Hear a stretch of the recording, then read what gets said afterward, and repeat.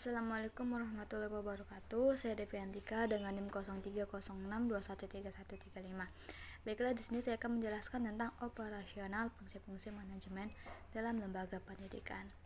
Nah, fungsi manajemen merupakan serangkaian kegiatan yang dilakukan untuk mencapai tujuan organisasi. Dalam lembaga pendidikan, fungsi manajemen sangat penting untuk memastikan kelancaran proses belajar mengajar dan tercapainya tujuan pendidikan.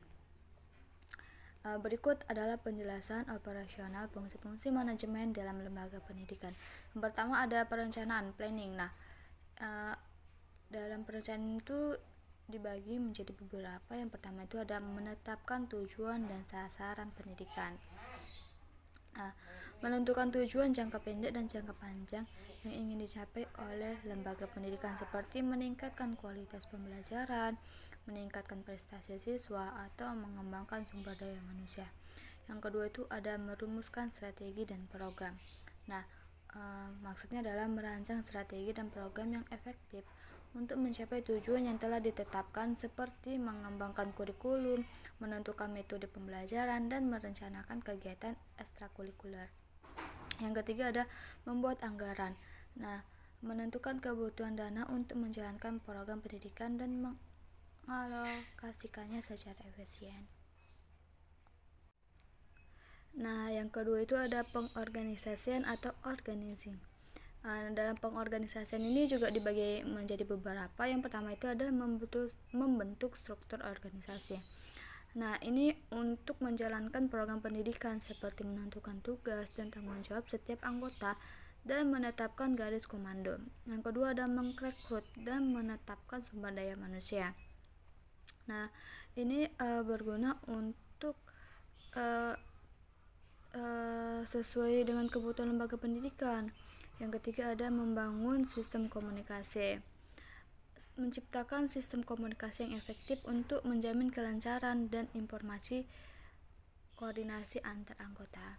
Yang ketiga itu ada pengarahan atau directing. Ini juga dibagi menjadi beberapa. Yang pertama itu ada memberikan motivasi.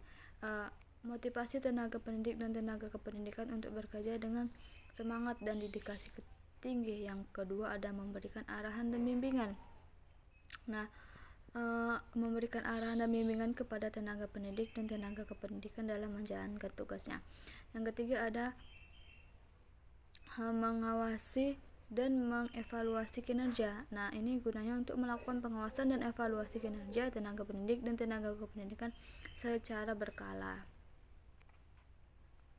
Yang keempat itu ada pengendalian atau controlling. Ini dibagi menjadi 3, yaitu yang pertama menetapkan standar dan target yang ingin dicapai dalam proses belajar mengajar. Yang kedua memantau dan mengevaluasi kinerja lembaga pendidikan secara berkala untuk memastikan bahwa program pendidikan berjalan sesuai rencana.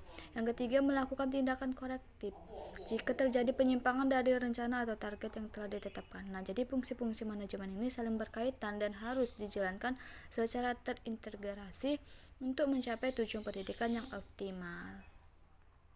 Dalam pengorganisasian beberapa langkah yang dapat dilakukan. Yang pertama itu mengelompokkan dan membagi kerja menjadi struktur organisasi yang teratur. Yang kedua itu membentuk struktur kewenangan dan mekanisme koordinasi. Yang ketiga menentukan metode kerja dan prosedurnya. Yang keempat memilih, melatih, dan memberi informasi kepada staf.